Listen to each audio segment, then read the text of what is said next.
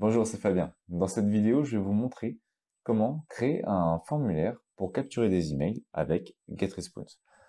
Alors, dans une précédente vidéo, je vous ai montré comment créer un autorépondeur avec GetResponse, donc je vais pas vous remontrer, par exemple, comment créer une liste. Je l'avais montré dans la vidéo précédente. Ici, je me focalise uniquement sur le formulaire pour vous montrer comment ça fonctionne. Donc, je vais partir de la liste 12365 et je vais créer du coup un formulaire dessus. Alors c'est relativement simple, hein. Il suffit de faire formulaire et enquête, créer un formulaire, et ensuite ici vous avez la possibilité de choisir parmi tous les formulaires qui sont disponibles, et vous pouvez bien entendu les personnaliser. Alors je vais prendre un formulaire, et comme on peut le voir, vous allez voir, ça va être assez rapide, on peut tout personnaliser. Alors ici vous avez les différents paramètres que vous pouvez ajouter dans le formulaire.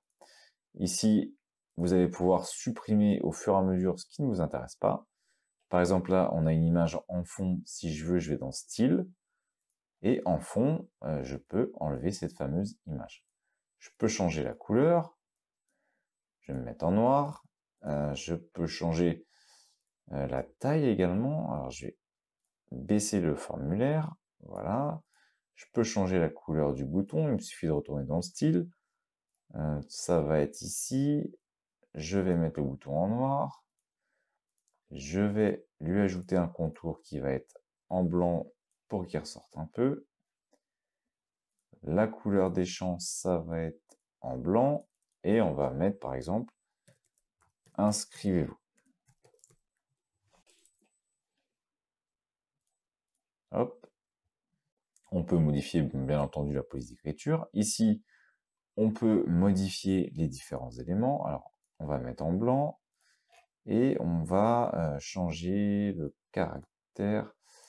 Je vais le mettre en plus foncé, voilà, pour que ça ressorte bien, en indiquant qu'il doit mettre son email. Donc le visiteur doit mettre son email directement dans le formulaire. Voilà, donc on a mis en forme un petit formulaire, c'est relativement rapide.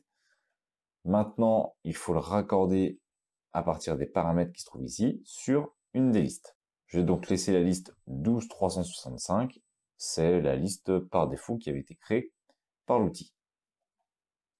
Je vais faire enregistrer. Et maintenant, les personnes, lorsqu'elles vont s'inscrire, elles vont s'inscrire directement sur cette liste. Alors, je vais juste vérifier. J'ai une inscription confirmée. Autrement dit, la personne doit confirmer son email. Donc, au moment où elle va s'enregistrer dans le formulaire, un email va partir sur son compte pour qu'elle confirme son compte. Alors, soit vous le validez, soit vous le désactivez. Si vous voyez pas trop de quoi je parle, dans la vidéo où j'ai créé un autorépondeur, j'expliquais comment ça fonctionnait et je faisais une démonstration. Donc si ça vous intéresse, vous pouvez consulter cette vidéo, je mettrai le lien dans la description. Alors je vais enlever l'inscription confirmée et je vais enregistrer. C'est juste par souci de simplicité, ça va être un petit peu plus rapide. Ensuite on a l'agencement. Alors ici je suis sur l'agencement du bouton, c'est pas ça qui va m'intéresser. Ensuite ici, donc j'ai l'agencement du formulaire. Vous voyez, vous pouvez sélectionner en fait au fur et à mesure les différents éléments et les modifier. Donc, par exemple, l'agencement ici, je pourrais changer le mot. Voilà, je pourrais mettre email comme ça. Je pourrais mettre un petit peu ce que je veux. Je pourrais le positionner à gauche, à droite. Par exemple ici, vous voyez. Enfin, on peut faire différents styles. Hein, c'est quand même assez personnalisable. Et je vais le laisser à l'intérieur. Donc ensuite, vous pouvez sélectionner par exemple le formulaire et indiquer si vous voulez que celui-ci soit encastré, si vous voulez que ce soit un pop-up, ou si vous voulez que ce soit par exemple une boîte de défilement qui est par exemple en bas à droite, en bas à gauche, ou qui est au centre, au milieu, enfin bref, vous vous placez à peu près où vous voulez, avec des délais d'apparition. Bref, c'est pas l'idée ici. Ici, l'idée c'est de faire un formulaire, donc ça va être un encastré. Quand vous êtes prêt, vous faites sauvegarder et publier, et vous obtenez un code que vous avez juste à publier sur votre site. Alors moi, je vais utiliser WordPress.